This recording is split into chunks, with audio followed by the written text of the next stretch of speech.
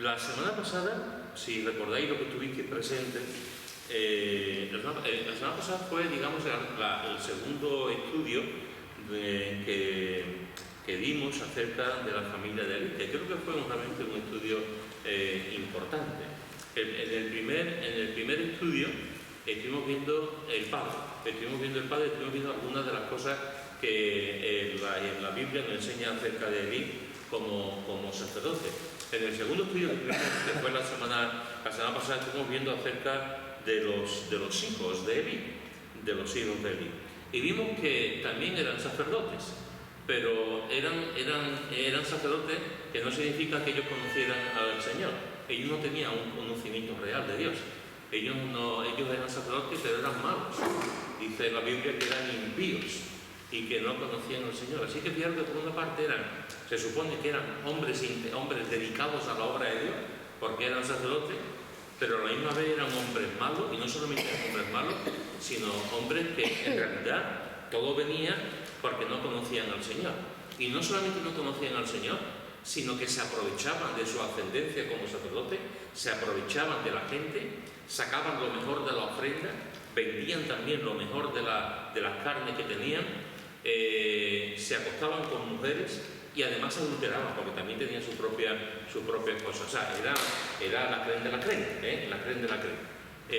y después vimos también el papel que tenía Eli. ¿Qué papel tenía ahí? Porque hace 2 semanas vimos el papel de sacerdote, pero ¿qué papel tenía como padre también? Y bienvenida, guapísima. Y como padre, vemos que fue un padre muy, no sé si porque ya estaba en la última etapa de su vida, porque ya era muy mayor, le cogió ya con la guardia bajada y sin los reflejos ni el carácter que tenía antes, o si fue algo realmente que fue algo normal en su vida, porque vemos que como padre era muy tolerante, permitió el pecado de sus hijos. De hecho, no solamente permitió el pecado, de vez en cuando le llamaba la atención, pero no fue una atención de decir hasta aquí habéis llegado, soy sacerdote, aunque soy mis hijos, estoy haciendo algo que se lleve porque está llevando al pecado a la gente.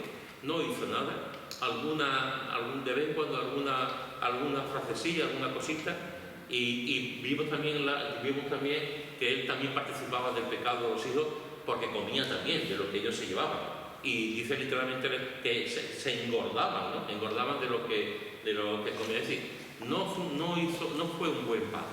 Y estuvimos viendo, lo que estuvimos aplicando en nuestras vidas y cómo podemos, cuidado con los hijos, cuidado con los padres que somos demasiado tolerantes, que miramos para otro lado, que no llamamos la atención a nuestros hijos, y cuidado con los padres que están en responsabilidades, cuidado con los padres que son pastores, que son obreros, que son ancianos, que tienen responsabilidad de la iglesia y que a lo mejor sus hijos están en situaciones también de liderazgo, y están en situaciones de liderazgo en la iglesia simplemente por el padre, por la familia, pero hay que ver también su conducta. Hay que ver su conducta, hay que ver su santidad, y no el hecho de que sea hijo de no significa que sea una persona, porque a veces los hijos de no conocen al Dios de, y eso tenemos que tenerlo presente, ¿no? Eso fue un poquito lo que vimos la semana pasada, y es interesante porque dentro de toda esta historia de Eli y de sus hijos aparecen otros 2 personajes. Aparecen en los primeros capítulos, aparecen otros 2 personajes, y esos 2 personajes tienen muchas cosas que enseñarnos también, muchas cosas que decirnos. Uno de esos personajes es Ana. Hola, bienvenidos. Uno de esos personajes es Ana. El otro personaje que aparece en toda esta historia es Samuel, el hijo de Ana. Ambas familias fueron coetáneas, ambas familias se conocieron. De hecho, Eli estuvo enseñando como sacerdote, estuvo enseñando a Samuel. Samuel vio de primera mano todo lo que había pasado. Samuel estaba viendo la conducta de los hijos de Eli. Samuel estaba viendo la conducta de Eli también como sacerdote. Samuel tenía una herencia tremenda en su vida por parte de su madre. Tenía una herencia. Cuando vemos la vida de Ana, hay muchas cosas que nos pueden llamar la atención de Ana. Pero una cosa que sobresale por encima, a mi entender, una cosa que sobresale por encima de Ana es la oración. Ana fue una mujer de oración. Y ahora lo que dice en el capítulo 1 de 1 Samuel, capítulo 1 de 1 Samuel, de los versículos 9 al 18. 1 Samuel, capítulo 1, versículo 9 al 18. ¿Quién lo tiene, por favor? Y se levantó Ana, después que hubo comido y bebido en Silo. Y mientras el sacerdote Elí estaba sentado en una silla junto a un pilar del templo de Jehová, ella, con amargura de alma, oró a Jehová, y lloró abundantemente. E hizo voto diciendo: Jehová de los ejércitos, si te dignares mirar a la aflicción de tu sierva, y te acordares de mí, y no te olvidares de tu sierva, sino que dieres a tu sierva un hijo varón, yo lo dedicaré a Jehová todos los días de su vida, y no pasará navaja sobre su cabeza. Mientras ella oraba largamente delante de Jehová, Elí estaba observando la boca de ella. Pero Ana hablaba en su corazón, y solamente se movían sus labios, y su voz no se oía, y Elí la tuvo por ebria. Entonces le dijo Elí: ¿hasta cuándo estarás ebria? Digiere tu vino. Y Ana le respondió diciendo: no, Señor mío, yo soy una mujer atribulada de espíritu, no he bebido vino ni sidra, sino que he derramado mi alma delante de Jehová. No tengas a tu sierva por una mujer impía, porque por la magnitud de mis congojas y de mi aflicción he hablado hasta ahora. Y Elí respondió y dijo: ve en paz, y el Dios de Israel te otorgue la petición que le has hecho. Y ella dijo: halle tu sierva gracia delante de tus ojos. Y se fue la mujer por su camino, y comió, y no estuvo más triste. Muy bien, en los versículos 26 al 28 del mismo capítulo dice: y ella dijo: oh Señor mío, vive tu alma, Señor mío, yo soy aquella mujer que estuvo aquí junto a ti orando a Jehová. Por este niño oraba, y Jehová me dio lo que le pedí. En el capítulo 2, en el versículo 1, dice: y Ana oró y dijo, y vemos la oración también de Ana. Es decir, en todos estos textos que hemos leído, lo que encontramos en Ana, una de las características de Ana es la oración. Es la oración. La Biblia nos habla de muchos hombres y mujeres que, digamos, eran hombres y mujeres que sabían orar y que dedicaban tiempo a orar. Por lo tanto, tenían intimidad con Dios, tenían una relación con el Señor tremenda a base de la oración. Yo soy de los que están convencidos que cuanto más tiempo pasemos orando, más conoceremos al Señor, y más dependeremos del Señor, y más nos alejaremos de nosotros mismos, y nos acercaremos más a Él en santidad. Ana es una mujer que tenía una necesidad vital en su vida: ser madre. No podía ser madre y se ponía a orar, y el Señor le contesta esa oración y le da una madre, le da un hijo. Y no solamente eso, sino que además le dice: si me das un hijo te lo voy a entregar, te lo voy a dar. Y efectivamente le dio el hijo, y ella no se olvidó de esa promesa. No se olvidó de esa promesa y se lo ofreció al Señor. Y de hecho, como hemos visto, Elí le estuvo enseñando el trabajo sacerdotal, todo lo que significaba el trabajo de un sacerdote. Así que digamos que la herencia, una de las herencias que tuvo Samuel, fue la oración de su madre. Hay un libro por ahí, yo no lo tengo, pero hay un libro por ahí hace muchos años que decía más o menos las madres que oran, o la oración de las madres piadosas, o algo así. Había un libro por ahí, ¿tú lo tienes? ¿Cómo se llama? ¿Las madres que oran? No, algo así que es. Entonces, es un libro, bueno, aunque no lo tengo, pero tampoco hay que ser intelectual ni que ser una persona para darse cuenta de qué va. La importancia de la oración de las madres. La Biblia habla mucho de la oración de las madres. Y no solamente la Biblia. Podemos irnos a la historia de la Iglesia, y grandes hombres y mujeres que Dios ha usado ha sido producto de la oración de las madres, de los padres también, pero en este caso de las madres. Elí tuvo esa herencia. Elí sabía que él había nacido, evidentemente por el amor de su padre, pero sabía que él había nacido porque Dios lo había permitido, porque su madre había orado. Él era producto de la oración de su madre. Por lo cual, digamos que el tema de la oración lo tenía en la sangre, lo llevaba en la sangre, porque se había educado, había sido criado y había nacido realmente por la oración. ¿Cómo afectó eso a Samuel? Pues lo afectó de tal manera que la Biblia nos habla que también fue un hombre de oración. Mira lo que dice en el capítulo 7, versículo 5. Capítulo 7, versículo 5. ¿Quién lo tiene?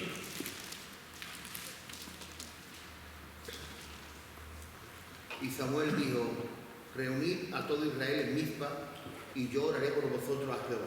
Muy bien, y los versículos 8 y 9, Manolo. Versículo 8 y 9 también, del mismo capítulo. Entonces dijeron los hijos de Israel a Samuel: no ceses de clamar por nosotros a Jehová nuestro Dios, para que nos guarde de la mano de los filisteos. Y Samuel tomó un cordero de leche y lo sacrificó entero en holocausto a Jehová. Y clamó Samuel a Jehová por Israel, y Jehová le oyó. Muy bien, fíjate que otra de las características que encontramos en Samuel, que creo que tiene que ver mucho, como hemos hablado, del ejemplo de su madre, fue que oraba, era un hombre de oración, era un intercesor. Como sacerdote tenía que orar, tenía que orar. Pero fijaros que dice, yo oraré por vosotros a Jehová, estaba intercediendo, y el pueblo era consciente de eso. Fijaros que el pueblo, sabiendo quién era Samuel, sabiendo la importancia de Samuel, le está diciendo el pueblo: no ceses de clamar por nosotros a Jehová nuestro Dios. No ceses de clamar por nosotros a Jehová. Es decir, el pueblo le estaba diciendo: queremos que tú sigas orando, queremos que tú sigas intercediendo por nosotros. Es importante que tú hables con el Señor, ¿no? Es tremendo, ¿no? Es como si alguien se acerca a nosotros y nos dice: quiero que tú ores, ¿no? Yo creo que tu oración va a ser más oída que la propia mía, ¿no? Esto es lo que le estoy diciendo al pueblo, porque sabía la trayectoria, la vida de oración que tenía también Samuel. Estos son los datos, digamos, encima de la mesa, los datos que están que la Biblia nos habla. Un Samuel que tiene en su línea genealógica a su madre, una mujer que oraba, y que él también fue un hombre comprometido con la oración. Y sus hijos, porque podríamos decir, ¿y sus hijos también estaban comprometidos con la oración? Pues mira lo que dice el capítulo 8, versículo 1 al 5. Capítulo 8, versículo 1 al 5. ¿Quién lo tiene? Aconteció que cuando Samuel envejeció, puso a sus hijos por jueces sobre Israel. Su hijo primogénito se llamaba Joel y el segundo Abías. Ambos eran jueces en Berseba. Pero no anduvieron los hijos por los caminos de su padre, sino que se dejaron llevar por las avaricias, dejándose sobornar y pervirtiendo el derecho. Entonces los ancianos de Israel se reunieron y vinieron a Ramá para ver a Samuel. Y le dijeron: tú has envejecido y tus hijos andan en tus caminos. Por tanto, danos ahora un rey que los juzgue como tienen todas las naciones. Muy bien. Bienvenido, Fernando. ¿Qué os parece este texto? Duro. Parecido a lo de... No es exactamente como lo de Eli, lo de Eli era mucho más grave, pero es parecido, efectivamente. Y pongamos en contexto. Samuel había visto lo que había ocurrido. Samuel había visto la postura, la vida desenfrenada de los hijos de Eli. Samuel había visto la actitud del padre. Samuel había visto cómo el Señor actuó, cómo el Señor puso su mano, disciplinó, y Samuel vio cómo tanto Elí como sus dos hijos murieron. Dios los disciplinó, ¿y de qué manera? A uno por no hacer nada y a los otros por pecar continuamente. Es decir, y Samuel había visto todo eso. Lo había visto de primera mano. El pueblo también lo había visto de primera mano. Él está creciendo, él asume el cargo de sacerdote y, como vimos la semana pasada, también de juez, y pasan los años y tiene hijos y educa a sus hijos. No sabemos nada de la madre, tampoco sabemos nada de la madre de la mujer de Elí, no sabemos nada de la mujer de Samuel, el autor bíblico hace énfasis en el padre y en los hijos. Y lo que vemos aquí, sabiendo todo lo que Samuel había visto, lo que vemos aquí es que más o menos se repite la misma historia, no con la gravedad de los hijos de Elí, no se dice que fuesen, que se acostaban con mujeres, ni que robasen, ni tal en ese sentido, pero tampoco nos da, lo que nos dice aquí son muy graves, es muy grave ya, lo que nos está diciendo acerca de ellos. Fijaros que todo esto acontece, esta situación acontece igual que en el caso que encontramos de Elí. Aconteció que habiendo Samuel envejecido. O sea, lo mismo que encontramos en Elí. Es decir, parece que hay como una tónica general, el autor del libro de Samuel lo identifica, creo que de una forma muy sabia, y él pone que esta situación, por lo menos de la profundidad que encontramos aquí, de la gravedad que encontramos, pero termina de una forma muy así con la vejez. Seguramente cuando eran más jóvenes los padres tenían más autoridad, tenían más, pero con la vejez las cosas se fueron bajando la guardia, empezaron a dejar que sus hijos hicieran lo que creían oportuno. Con la vejez perdemos perspectiva, perdemos energía, perdemos autoridad, etcétera, ¿no? Como vimos la semana pasada. Entonces, con la vejez dice que puso a sus hijos por jueces sobre Israel cuando habían envejecido. Esto es interesante, porque los sacerdotes sí venían, era un cargo que venía por genealogía. Yo era sacerdote, mis hijos eran sacerdotes, mis nietos eran sacerdotes, venía así. Los jueces no. Los jueces lo ponía directamente el Señor. Si nos vamos al libro de jueces, vemos que el Señor puso directamente a Sansón, puso directamente a Gedeón, puso directamente a todos los jueces. El Señor fue el que fue obrando para poner a los jueces. Aquí es Él, aquí es Samuel quien pone a sus hijos, y fijar que dice el texto sobre todo Israel. Hasta ese momento los hijos eran jueces en Berseba, dice el versículo 2. Eran, al final del versículo 2, eran jueces en Berseba, es decir, en un determinado sitio, en una localidad, en una tribu, en un sitio geográfico, en Berseba. ¿Qué es lo que hace el Padre? El Padre lo que hace es que lo promociona. El Padre lo que hace es que lo sube de categoría. Y si él estaba de juez en Utrera, lo pone como de juez en Sevilla. Lo sube. Y si estaba de juez en Sevilla, lo pone de juez en Andalucía. Y si está de juez en Andalucía, lo pone de juez en España. Es decir, estaban en localizados en un sitio determinado, y lo que hace el Padre con su autoridad es ponerlo de jueces ya no solamente en Berseba, sino sobre todo Israel. Eso es muy fuerte. Sobre todo Israel lo pone, porque cada tribu tenía sus sacerdotes, cada localidad tenía sus sacerdotes. Él lo que hace es que lo pone como por encima de todo en Israel. Y fijaros también lo que se dice, el nombre de uno de ellos fue Joel. ¿Qué significa Joel? ¿Qué significa Joel? ¿Qué significa Joel?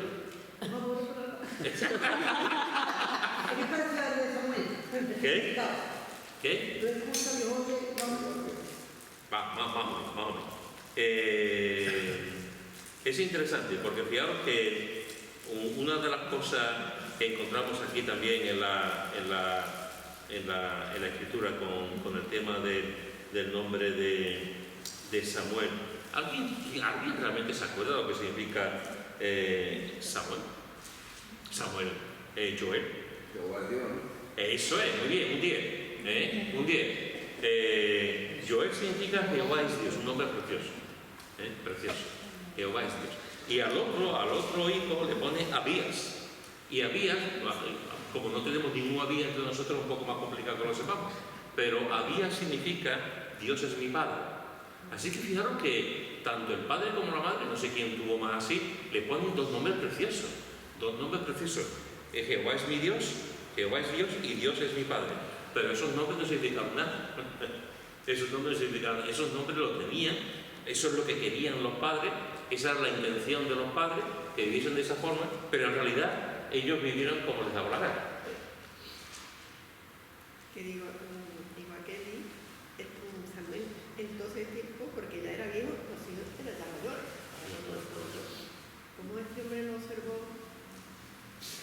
hijos que no estaban capacitados para eso y que no andarían directamente. Porque en Israel Bueno, sí. También puede ser que a los primeros no fueran como ustedes se pusieron, porque el corazón de cada persona es distinto. Y porque tu padre sea creyente, sea un creyente y tema a Dios, por los años el hijo que ya tiene su dependencia quiere creer. no, pero yo no voy por él. Va por otro lado. Yo no voy por ello bien en que a lo mejor no le prestó la debida atención.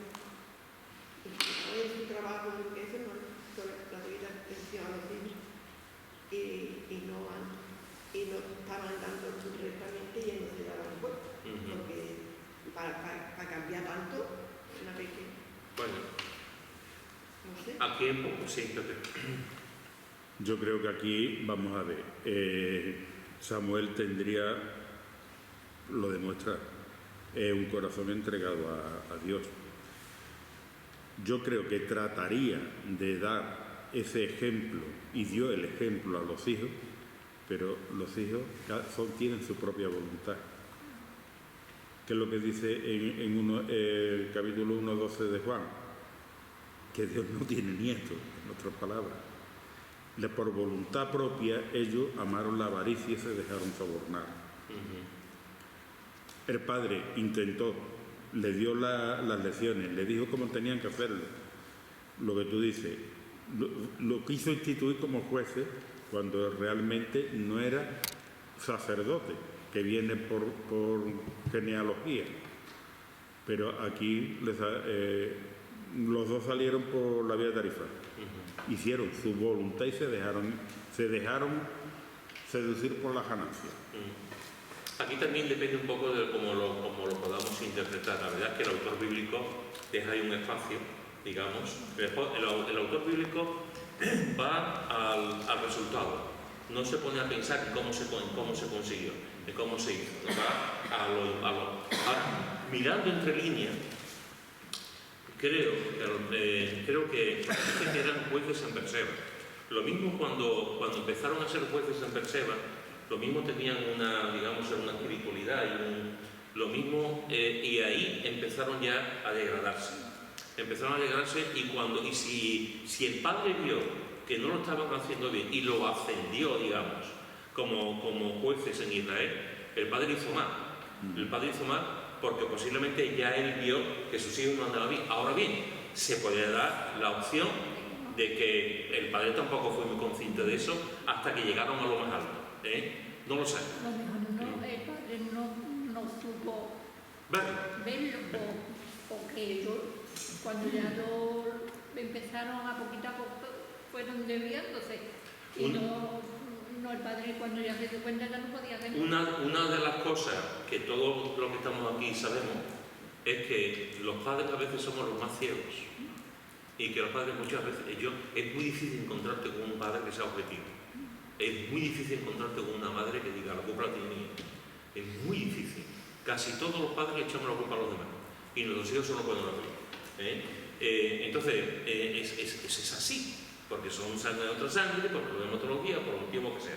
Es muy difícil encontrarte unos padres que digan, no, toda la culpa la tiene mi hijo, no la tiene usted. En este caso, no sabemos muy bien cómo ocurre, pero el caso es que ocurre. Y el caso es que nos dice el texto bíblico, realmente nos deja apabullado el texto bíblico, nos deja realmente impresionados. Y más viniendo de donde venimos, que venimos de los hijos de Eli, que ya hemos sufrido, que hemos visto estos hijos que no nos sinvergüenza, que hemos visto que estaban actuando mal, que hemos visto que un padre que no tenía ningún tipo de autoridad, que lo permisivo, que lo permitía todo. Y ahora el autor bíblico nos pone otro ejemplo de todo esto que está ocurriendo, lo hace queriendo el autor. Junta dos historias en una sola, de forma, a mi entender, maravillosa, ¿no? Y nos dice en el versículo 3, pero no anduvieron los perros de la Biblia, pero no anduvieron los hijos por los caminos de su padre. Antes se volvieron tras la avaricia, dejándose sobornar y pervirtiendo el derecho. Vaya tema. Así que encontramos, por una parte, que no andaban en los caminos de su padre, es decir, no actuaban como su padre, no tenían el amor a Dios de su padre, no eran hombres de oración como su padre, no tenían una vida de santidad como su padre, etcétera, etcétera, etcétera. No solamente eso, sino que además eran avariciosos, no solamente eso, sino que además se dejaban sobornar, como eran jueces. Tú dame el dinerito y tú ganas el litigio, ¿eh? Y además, no solamente eso, sino que además pervertían el derecho a sabiendas, metían juicios que ellos sabían que no era correcto, engañaban en los juicios en los que participaban. Realmente, hermanos y hermanas, esto es terrible. Esto es terrible, es como si se repite otra vez la historia.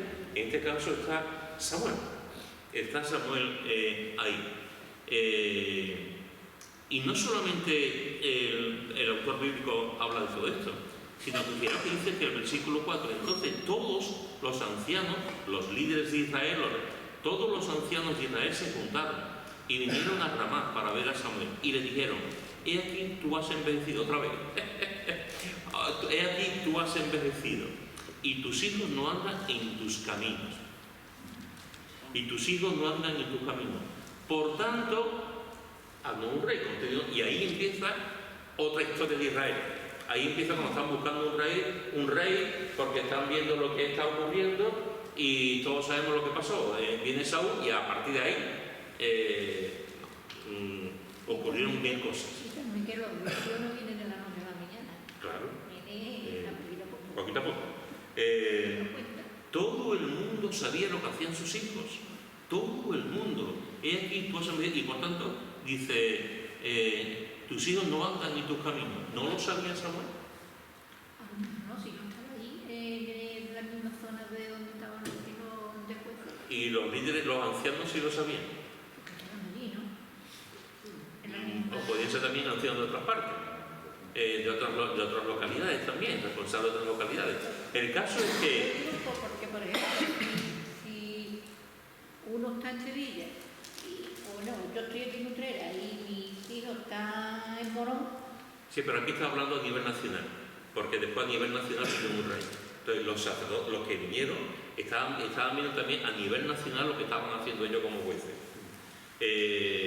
Y si ellos están viendo que él no estaba haciéndolo bien, la cuestión es, y su padre no se dio cuenta porque aquí entreveladamente, de alguna forma Samuel no queda bien, ¿eh? Tus hijos no andan en tus caminos, por tanto, constituyen, o sea, lo ha puesto como jueces a nivel nacional, pero la gente se da cuenta que son unos sinvergüenzas, se dan cuenta de que son ávaros, de que aceptan sobornos, que no hacen bien los juicios y que no andan en los caminos de su padre. Y Samuel, por la edad, por lo que sea, porque no se quiere dar cuenta o porque no se da cuenta, conscientemente ve que todo Israel se había dado cuenta de sus hijos, en un sentido menos él, de lo que estaba pasando. Y esto es importante, hermanos, porque creo que estamos en un momento, con las dos historias, con las dos familias, estamos en un momento en que tenemos que preguntar: ¿los errores de los padres se repiten en los hijos? ¿Somos conscientes los padres de los errores que cometemos? Somos, cuando alguna vez he comentado, muchas veces he comentado en mi testimonio, que cuando yo era un niño mi padre bebía. Mi padre hubiese dado la vida por mí, pero mi padre bebía. Mi padre era una persona que todos los días se emborrachaba. Y no a veces más, otras veces menos, pero todos los días bebía. Mi padre tenía un control de sí mismo tremendo. O sea, era capaz de ir por una línea y tú no veías que se movía de la línea, pero tú sabías que estaba mareado. No le temblaba la mano, pero tú sabías que estaba mareado, ¿no? Pues, venía a casa así. Cuando yo era niño, yo decía, cuando yo sea mayor, yo no voy a seguir el ejemplo de mi padre. Cuando yo sea mayor, yo no voy a beber vino ni pintura. Porque yo estaba viendo lo que estaba ocurriendo en mi casa, las peleas con mi madre, las situaciones, lo que él vivía también, porque era un hombre muy débil también. Pues cuando yo fui un poquito mayor, sí repetí. Yo me decía a mí mismo, yo no voy a repetir, pero repetí. Y yo, menos mal que conocía al Señor. Menos mal que conocía al Señor y el Señor me sacó. Pero yo ya con 12 años yo las cogía a cuadritos. Y yo decía que yo no quería hacerlo, ¿no? Y los errores de los padres, sin darnos cuenta, los hijos también lo podemos repetir. Aunque los hijos en su momento digan, yo no lo voy a hacer, pero se hace. Entonces, una de las cosas que encontramos aquí en esta historia es cuidado porque los padres podemos cometer errores y si no sabemos atacarlos, si no podemos cambiarlos, podemos hacer mucho daño a nuestros hijos hasta el punto de que nuestros hijos repitan los mismos errores. No digo que siempre, no digo todo, pero que las estadísticas nos dicen que en muchas ocasiones los hijos repiten los mismos errores que los padres. Que aquí después le dijeron a Samuel cómo andaba sus hijos, pero que también se puede hoy en día repetir esa historia de que vengan a contarte con tu hijo, tu hija está haciendo esto, aquello, no está dando un buen testimonio y no quieramos creerlo, y quieramos taparlo y no creerlo. Y el hermano es el que te lo ha dicho. Sí. Eso también se puede dar hoy en día, ¿no? Se da. No solamente se puede dar, se da. Tenemos que tener mucho cuidado en esa cosa, ¿no? Y se da también en la iglesia. También. Mira lo que dice el Salmo 19, versículo 12. Salmo 19, versículo 12. ¿Quién lo tiene?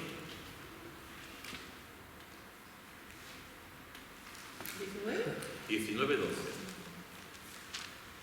Y descolgó Mical a David por una ventana. 19, 12. Salmo 19, 12. ¿Quién podrá entender sus propios errores? Líbrame de lo que me son ocultos. Muy bien, esta es una buena pregunta, David está hablando de la importancia de la Biblia. David, a partir del versículo 7, está hablando de la importancia de la ley de Dios, de la palabra de Dios, y hace una descripción de la palabra de Dios impresionante.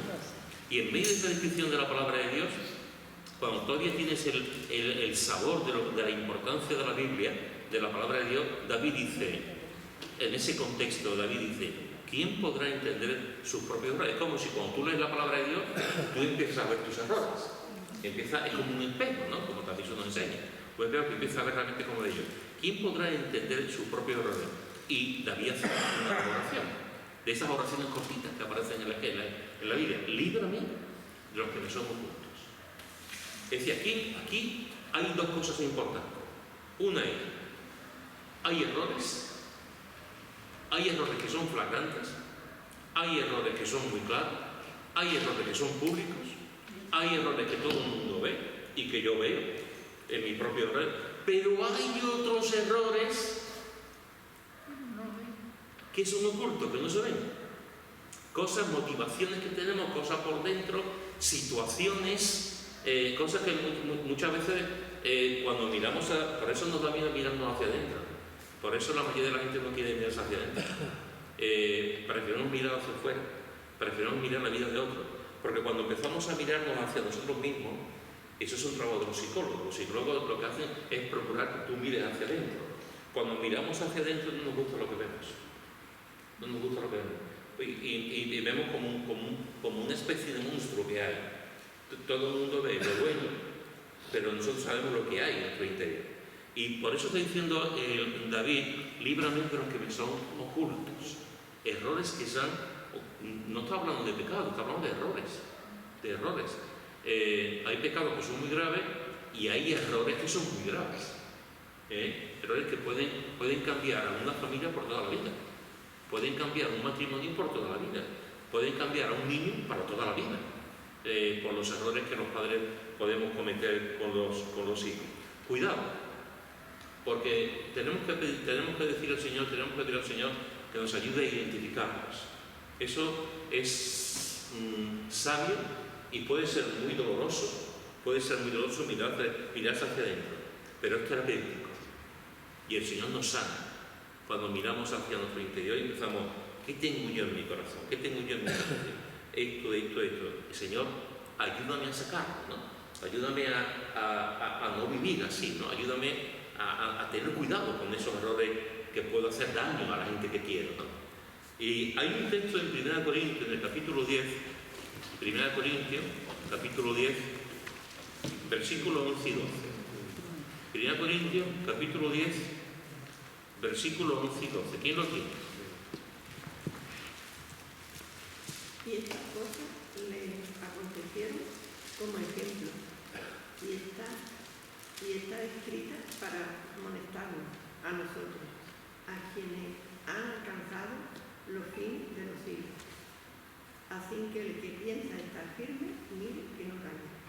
Una de las cosas que encontramos en este texto es: tenemos, hermanos, que aprender de los errores. Tenemos que aprender de los errores de los demás. No solamente podemos aprender de las cosas buenas de los demás, de los ejemplos de los demás. Es una bendición cuando vemos la vida de los demás y son un ejemplo para nosotros. Y Timoteo tiene un ejemplo en Pablo. Es una bendición para eso, pero también aprendemos de los errores de los demás. Y cuando tú ves a alguien que está diciendo, esto que ha hecho no está bien, y yo no lo voy a hacer. Yo no lo voy a hacer. Eso es un magisterio también, es una enseñanza. No es una enseñanza positiva, es una enseñanza negativa, pero se convierte en positiva para nosotros porque no lo vamos a hacer. Aquí está diciendo el autor bíblico, está diciendo Pablo, mirad lo que pasó en el desierto, mirad a la generación de Israel, mirad todas las cosas que ocurrieron, mirad cómo lo pasaron, mirad el pecado de ellos, que han ocurrido hace ya miles de años. Y están escritas para amonestarnos a nosotros. Estas cosas les acontecieron como ejemplo y están escritas para amonestarnos, para exhortarnos a nosotros, a quienes han alcanzado los fines de los siglos. Y dice una cosa importante: así que el que piensa estar firme, que mire que no tenga. Si tú te crees perfecto y tú crees que no lo vas a hacer, mira que no te cuidadito, ten cuidadito. El que piensa estar firme, mire, esta persona lo que ha hecho, y después esa persona hace exactamente lo mismo. Este ha cometido un pecado y a los 4 años fue a hacer lo mismo, exactamente lo mismo. Nos encanta ser jueces de los demás, pero cuidado con hacer así, como dijo alguien, cuando tú haces así, el otro día va para ti, va para ti, cuidado, 3 dedos van mirando para ti. Cuidado, porque podemos acusar y nosotros podemos caer en el propio error. Exactamente, también. Dicho todo esto, hermanos, una pregunta. Y la pregunta, a partir de ahora, a ver qué pensáis. ¿Cuál es en tu experiencia, en lo que tú ves también, o en tu lectura, en la gente que tú conoces, en tu propia familia? Esta pregunta esto que voy a preguntar va dirigido a los padres. Aquí hay hermanos, aquí todavía tenemos, creo que todos somos padres, menos Yadira, que lo será. Y claro, ahí tenemos 3 que no son padres. Así que esta pregunta, aunque ellos también pueden contestar por la experiencia que ellos pueden tener y ver también, ¿cuáles son algunos de los principales errores de los padres? ¿Cuáles son algunos de los principales errores de los padres?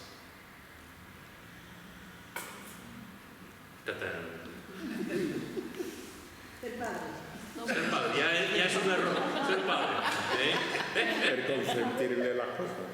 El consentir las cosas, muy bien. La lástima. Espérate, porque es importante esto. El consentir las cosas. ¿Por qué es un error? Porque se te suben a las barras. Se te suben a las barras. Si tú le vas consintiendo, ellos se van increciendo, y es de una forma increciendo hasta que, digamos, te pueden perder el respeto. Muy bien. Cuando un hijo te falta respeto, te falta todo. Ya se acabó. Se acabó. Muy bien. El consentirle todo, dejarlo todo. Bien. ¿Qué más? Manolo, tú ibas a decir algo, ¿no? Eso es lo mismo, la lástima. La lástima, ¿eso qué significa? Más o menos lo mismo, como dice, anda, que has castigado. Y por la tarde has recogido el cuarto y dice, venga, te levanto contigo. Sí, pero ellos también a veces no juegan las cosas, no son muy listos. Antes que termine. Es que me da lástima, en verdad, es que no es malo. Se ha equivocado, ¿no? Es que después no, pero más o menos lo mismo. Fernando, ¿qué ibas a decir? Que también los niños nos juegan a la psicología, porque ellos también se dan cuenta cuando nosotros estamos débiles o no entienden. Eso es lo que yo también lo veo, que me lo hacen a mí. ¿Vale? Una de los errores que cometemos los padres, esto que vamos a hablar, que estoy comentando, son datos objetivos, son datos objetivos. Está en cualquier estudio, te lo puede, de la vida familiar te lo puedes ver. Uno de los errores que cometemos es que la educación recaiga solamente en uno de los cónyuges, cuando la educación es de los dos. Entonces, una de las cosas que cometemos ya no solamente la educación, digamos, espiritual, sino la educación de aprender aritmética, geografía, etcétera, ¿no? O sea, hay muchas veces que uno de los padres se inhibe, o él o ella, y solamente la educación, digamos, de lo que es la asignatura de los colegios, etcétera, la educación cívica, de comportarse en la calle, de actuar cuando está delante de la gente, de cómo hablar, de cómo, etcétera, la educación espiritual, etcétera, etcétera. Y cuando uno de los dos cónyuges solamente es el que enseña, eso es un error, porque es trabajo de los dos. Durante muchísimos años, ya no tanto, gracias a Dios, ya no tanto, pero durante muchísimos años la balanza siempre ha estado inclinada a la madre. Y la madre es la que tenía que enseñar, la que tenía que hacer esto, y el padre se conformaba con el trabajo y llevar el dinero. Eso está cambiando. Pero aún así, también puede ser al contrario. También puede pasar al contrario, que son los padres los que enseñan, los que están con el hijo, los que pasan tiempo, la madre se inhibe también por diversos motivos. Por lo tanto, es un error que la educación solamente sea de parte de uno, cuando es de los dos. Fundamental. Otro de los errores que tiene que ver con lo que se ha comentado también, y un poco en la línea que está diciendo Fernando también, es que uno de los padres discipline y el otro le quite la disciplina. La madre le dice al niño: te vas a quedar sin el flan potax. Y el padre viene y le dice al niño: mamá me ha castigado sin el flan potax. Y el padre dice: no te preocupes, tú te vas a comer flan potax, digo yo.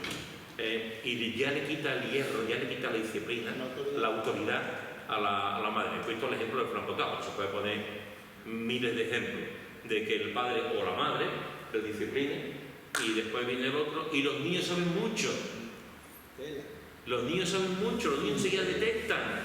Los niños detectan cuál es la parte más débil de mi padre. Mi madre. Mamá, papá, no me hagas caso. Y saben cómo hacer también el truquillo, la cara que tienen que poner a la madre. Lo saben perfectamente. Lo saben perfectamente. Y eso, si tú le quitas la autoridad a tu cónyuge, te estás cargando a tu cónyuge. No, evidentemente no literalmente, pero estás quitándole la autoridad de los hijos. Y si tú le quitas la autoridad de los hijos, estás haciendo un flaco favor a tu mujer o a tu marido. Así que eso es un error. Y los castigos también de acuerdo a las edades. Eso es. Cuando son pequeñitos, más de 10 minutos no lo puedes castigar porque te van a desobedecer porque son muy pequeños. Sí. Esa es otra de las cosas, gracias por otra de las cosas. Cuando cometemos errores por la desproporción de los castigos.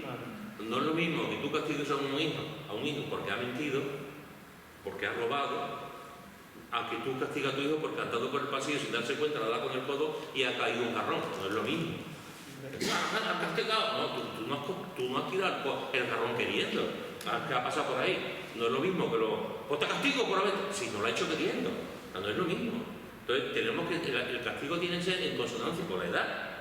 Y tiene que ser en consonancia también con la gravedad de lo que ha hecho. Ojo. Entonces, a veces somos muy castigados. Pero depende de lo que ya se haya hecho y de cómo se haya hecho. Por lo tanto, eso es otra cosa, efectivamente. Lo que decía también Pepe antes de ser demasiado tolerante, lo hemos visto con Eli, lo hemos visto con Samuel también, con los hijos, ser demasiado tolerante. A veces permitimos que nuestros hijos hagan de todo. Y déjame decirte que cuando dejamos que nuestros hijos hagan de todo y no le ponemos una disciplina y no le ponemos un marco y le decimos por aquí no puedes ir, y dejamos que nuestros hijos nos tiren la comida, nos escupan, le peguen griten en la calle, nos avergüencen delante de la gente, digan palabrotas, etcétera, etcétera. Si no le ponemos unas líneas rojas claras, nuestros hijos van a seguir haciéndolo. Y como decía Pepe antes, una expresión muy gráfica, se nos van a subir las barbas. Y cuando un niño se sube las barbas, ya no hay peluquero, ya está la barba, ya te quita. Cuando tú quitas la autoridad, ya llegará un momento en que incluso el hijo te asustará, te empujará, mandará en la casa y te podrá pegar incluso, como desgraciadamente ocurre. Y todo porque... También yo pienso, perdone que le interrumpa, que cuando suceden esas cosas, al momento no se le puede corregir porque lo bochorna, sino cuando llega a casa, decirle, esto que hiciste delante de fulano de nada, no puede ser, que sea la última, porque la próxima vez, delante de las personas, te voy a bochornar. Cuando ellos se abochornan sí. uno, y más cuando tiene como adolescente. Cuando estás delante de la gente, efectivamente, no. Cuando estás a solas y ha pasado algo a solas, sí. Cuando estás delante de la gente, no. Pero tampoco hace falta esperar. Si hay algo que está haciendo mal, momentito, coges a tu hijo y te lo llevas fuera. Y fuera hablas con él. Y le dices, mira, esto que has hecho no vuelvas a hacerlo más. Y tal, no delante de él, pero no hace falta llegar a casa. Si no te lo llevas y aparte hablas con tu hijo y pones las cosas en claro. A veces también, otro de los errores que cometen los padres que son demasiado duros. A veces son demasiado permisivos y otras veces son demasiado duros. Crían a los hijos de una manera como si estuviesen en un cuartel. Y no se puede criar a los hijos como si estuviesen en un cuartel. Si son mayores, que vayan al cuartel y sean soldados. Pero a tu hijo tú no lo puedes educar como si fuese un soldado, un cuartel. Yo soy el que manda, como la familia de, ¿os acordáis? Sonrisa y lágrimas, que hasta que no llega la que se queda con los niños, la niñera, el hombre estaba con el pito, ahí, pues no. El educar a los hijos, aquí mando yo, esto es así, y ser demasiado duro, tampoco es eso. Otro de los errores que cometen los padres cristianos muy a menudo, por lo que yo detecto, y lo digo con mucha tristeza, es que no se ora con los hijos. Hay muchos padres que oran con los hijos, gracias a Dios, desde chiquitito. Pero hay otros padres que han descuidado por completo orar con los hijos. Y cuando tú no oras con tus hijos, también se nota. Orar es un tiempo precioso, privilegiado, espiritual. Cuando tú cada día oras con tus hijos, antes de ir a la cama, un ratito por la tarde, orar por él, por ella, por sus inquietudes, por mil cosas, ¿no? Y que ellos participen también, dependiendo de la edad, que ellos participen también de la oración. Otro de los errores es no enseñar la Biblia. Ese es un error, hermano, descomunal. La escuela dominical, los adolescentes, los jóvenes, el discipulado, el pastor, que está muy bien, todas esas cosas. Pero lo que tienen que enseñar la Biblia son los padres. Los que tienen que pasar tiempo enseñando la Escritura y todo lo que eso conforma y todo lo que eso deriva son los padres. Y hay muchísimos padres que no pasan tiempo enseñando la Biblia estoy hablando cuando los padres son cristianos. Otra cosa es que uno de los dos cónyuges sea creyente y ahí entran ya otras cosas, ¿no? Otras historias. Pero cuando los dos son cristianos, los dos tienen la responsabilidad de enseñar a sus hijos la Biblia. Otro de los errores es no pasar tiempo con ellos. Hay una cosa que a mí me molesta mucho, lo he dicho muchas veces. Me molesta mucho, es esa cosa del tiempo de calidad. El tiempo de calidad. Yo dedico media hora al día o una hora un tiempo de calidad. Ahora, cuando pasa ya el tiempo de calidad, que tenemos cine, yo hago algo que me da la gana. No. El hijo no entiende de tiempo de calidad. El hijo entiende de padre. Y yo quiero estar con mi padre. Y quiero estar con él. Y quiero jugar. Otra cosa es que el padre diga, mira, ahora no puedo, que estoy haciendo una cosa. Y tal. Pero O esta otra cosa que se hace de, como no paso tiempo con mis hijos, me siento culpable, pues le compro los primeros regalos. Y ahora cuando llega la Navidad, cuando llega Reyes, le compro una moto que el niño no va a usar nunca, le compro un ordenador de 1.000 euros que el niño no va a usar nunca, le compro una cosa que es desproporcionada a los niños porque me siento culpable. Y una manera de quitarme la culpabilidad es comprarle cosas. Al fin y al cabo no va a servir. El niño que quiere estar con su padre y con su madre. Y jugar con su padre y con su madre. Otra cosa también que yo lo he escuchado también. Hay que hacer amigos de sus hijos. Ay, yo tengo que ser amiga como colega de mis hijos para que tiene que tener confianza para esto, para lo otro. Tú quieres que tengas confianza contigo, pero tienes que ser padre y nada. Sí, sí. Eso de amigo, que tengo que ser amiga de mi hija, amigo de mi hijo, tienen que para que tengan confianza en la casa, para que sea, porque es lo confianza que la tengan, Sí, sí. pero el respeto Sí, al sí. padre y a la madre. No sé si habéis escuchado alguna vez a Javier Burra. Javier Burra, que sale muchas veces en programa de televisión, es psicólogo, es de Madrid y en Madrid tiene un departamento de psicología del ayuntamiento, algo tiene así, que es un hombre muy respetado.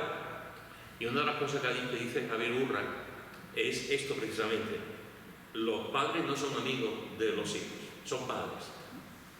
Son padres. Emilio Calatayud, que no sé si habéis escuchado de él, que es otro juez de Granada, que tiene una sentencia muy así. Emilio Calatayud dice exactamente lo mismo. Hay una enfermedad hoy en día que es esta, ¿no? Los padres son amigos, no, los padres son padres, los hijos son hijos. Entonces, actuamos como padres y los hijos tienen que entender que sus padres son padres. Esto de que somos amigos, ¿no? Somos compañeros, somos Amigos, Si consideran al padre o a la madre como amigo, no le respetan. Otra de las cosas que ocurre, ya vamos a terminar, otra de las cosas de los errores que cometen los padres es no darles palabras de afirmación y de aliento. Los padres, los buenos padres, están dándoles palabras de afirmación y de aliento. Eres importante, vas a llegar a conseguirlo, me gusta como eres, tienes algo especial, el Señor va a estar contigo, verás tú cómo vas a llegar a la meta que te has trazado, no permitas que te digas que no puedes. Es decir, palabras de aliento. Porque cuando tú le das palabras de aliento a tus hijos, estás dando alas para volar. Se lo está pintando todo muy bien. Cuando tú no le das aliento a tus hijos, le estás dando un hoyo para enterrar. Pero tampoco se le puede subir mucho el Tiene que ego, enseñar lo bueno. porque se le sube demasiado el ego y entonces ya después... Sí, pero una cosa es el aliento, No, yo enseñaba el ánimo, las dos y cosas. otra cosa es crearle falsas expectativas. Porque yo conozco casos de eso que después el hijos no hay quien no soporte, porque son unos autosuficientes Sí. que llegan al cielo. Hay que hacerle, hay que animarle, y también hay que tener sentido común. Pero cuando hacen cosas buenas o que hagan cosas que tú ves que te están esforzando, pues tú lo tienes que animar, te tienes que ayudar. Pero claro, no todo siempre va a estar ayudándole a estar haciendo algo más. No, y también hay un ejemplo también, con esto que está diciendo Carmen, hay un ejemplo, es un ejemplo que tiene que ver más con las niñas, ¿no? También con los niños, pero con las niñas. ¿Cuántas veces a lo mismo una madre puede decir a su niña, eres la más guapa? Eres la más guapa. Y eso está bien, porque la está animando, eres la más guapa. Pero llega un momento en que a lo mejor la niña se lo cree. Y se va a creer que es la más guapa de todo su colegio. Entonces, y tú te das cuenta que esa niña se cree realmente que es la más guapa, porque a lo mejor hay 50 que son más guapas que ella. Entonces, la madre hace bien en decirle la más guapa, porque está bien, pero ojo, que no llegue un momento en que ella se crea que es la más guapa y que es... Que todo tiene que tener un equilibrio. Hay que tener un equilibrio, Todo tiene que efectivamente. tener un equilibrio. Esto también que yo veo también muchas veces es que cuando venga tu padre te vas a morir. Sí. Y eso ayuda mucho, ya. Que se lo hubiese sido a tu padre Sí. o a tu madre o lo que sea. Sí. Que veía al hijo un tema al padre que no se puede mover. Sí. Sí. O también ya más grandecito, si hacen algo bien, también lo podemos exaltar mucho delante de los demás y hacerle daño al niño. Sí. O a la niña porque le metemos una presión Eso es. Sí. que tampoco Tampoco sano. A veces hacemos las cosas demasiado aceleradas porque nosotros queremos, como padres, lo vemos distinto a los demás. Y podemos meterle al niño, a la niña o al adolescente o al joven la presión que no le pertenece a los demás. Totalmente. Podemos provocar orgullo. Por ejemplo. Sí.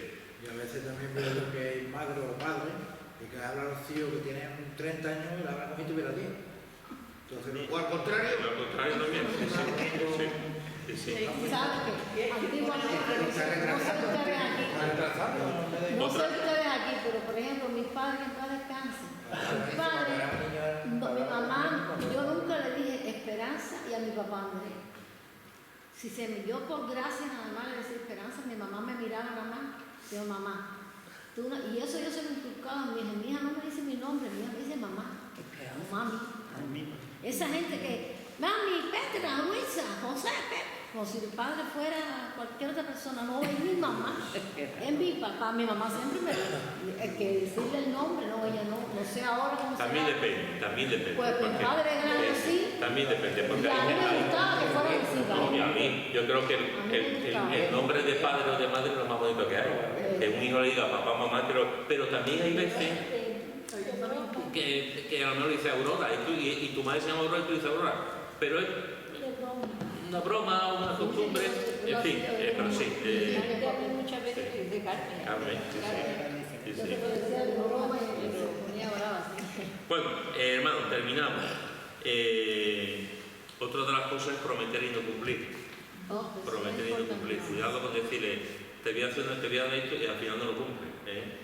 Porque entonces le creamos una falsa expectativa. Si tú prometes algo, hazlo. Te voy a llevar a una hamburguesería. Si tú has dicho que lo vas a llevar a una hamburguesería, llévalo. Y no digas, no, ahora no podemos y tal, porque al final no te va a creer. No te va a creer. Y tampoco lo compares los demás. Otra de las cosas que ocurre es comparación entre los demás. Hermanos, no son algunas cosas, cada uno podemos pensar y meditar.